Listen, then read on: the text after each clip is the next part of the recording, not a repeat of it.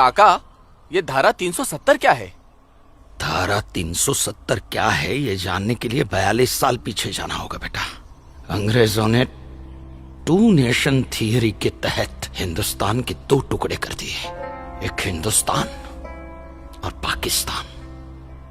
पाकिस्तान की बहुत इच्छा थी कि जम्मू कश्मीर का विलीनीकरण पाकिस्तान में हो जाए, और राजा हरि सिंह चाहते थे कि कश्मीर एक स्वतंत्र देश रहे। वो न हिंदुस्तान में विलीन होना चाहते थे न पाकिस्तान में, और तब पाकिस्तान ने खूनी खेल खेला। अक्टूबर 1947 में पठानी कबायलियों को जम्मू कश्मीर के खिलाफ उकसाया, कश्मीरी पंडितों का कत्लेआम करवाया। ऐसे हालात देखकर राजा हरि सिंह ने घबराकर नेहरू जी से कहा, कृपा करके आप कश्मीर को बचा लीजिए। मैं ऐसे हालात में चाहता हूं कि कश्मीर का विलीनीकरण भारत में ही हो जाए, सेना भेजिए। लेकिन जब तक भारतीय सेना कश्मीर पहुंची बहुत देर हो चुकी थी। न जाने कितने कश्मीरी पंडितों का कत्लेआम हो चुका था। कश्मीर का 1/3 हिस्सा पठानी कबायलियों ने अपने कब्जे में कर लिया था।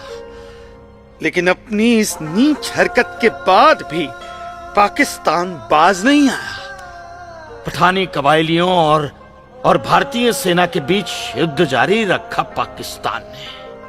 संयुक्त राष्ट्र सुरक्षा परिषद के 3 सदस्य आयोग की रिपोर्ट पर 13 अगस्त 1948 को पठानी कबायलियों और भारतीय सेना के बीच युद्ध विराम घोषित हुआ, और यह तय किया गया कि कश्मीर समस्या का हल जनमत के आधार पर ही होगा। सितंबर 1951 में मताधिकार के बाद एक बार फिर जम्मू कश्मीर के भारत में विलय की पुष्टि की गई, मगर इसी दौरान शेख अब्दुल्ला ने अपने हाथों से धारा 370 का ड्राफ्ट तैयार किया और नेहरू जी को सौंपा।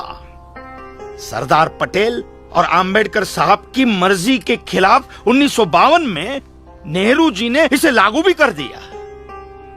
इसी धारा 370 की वजह से नेहरू जी ने कश्मीर को एक ऐसा विशेष दर्जा दे दिया जिसमें जम्मू कश्मीर राज्य ने हिंदुस्तान से अपना एक अलग संविधान स्थापित कर लिया।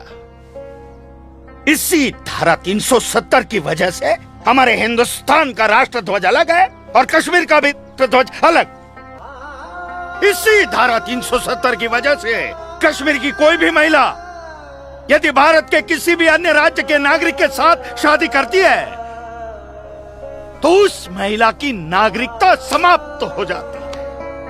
लेकिन यदि वो महिला अगर किसी पाकिस्तानी नागरिक के साथ शादी करती है तो पाकिस्तानी नागरिक कश्मीर का नागरिक हो जाता है, हिंदुस्तान का नागरिक हो जाता है। इसी धारा 370 की वजह से भारत के किसी भी अन्य राज्य का नागरिक जम्मू कश्मीर में जमीन खरीद नहीं सकता, व्यापार नहीं कर सकता।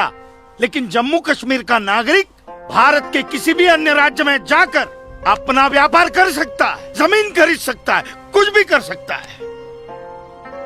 अरे ये बिग लैंड एबोल्यूशन एक्ट क्या है पता है? यदि जम्मू कश्मीर का कोई भी मुसलमान जमीन ठेके पर लेकर खेती करता है तो कश्मीर की सरकार उस हिंदू को बिना मुआवजा दिए वो जमीन जबरन उस मुसलमान को दे सकती है। ये है बिग लैंड एबोल्यूशन एक्ट, ये है धारा 370-35 से, और इसी का नतीजा है ये गिरधारी जी का फैसला। और सिर्फ यही नहीं, ये जो सरकार की ऋण निरस्तीकरण योजना है ना, इसके अंतर्गत उन सारे मुसलमानों का कर्जा माफ कर दिया जाएगा जो उन्होंने हिंदुओं से लिया। बताइए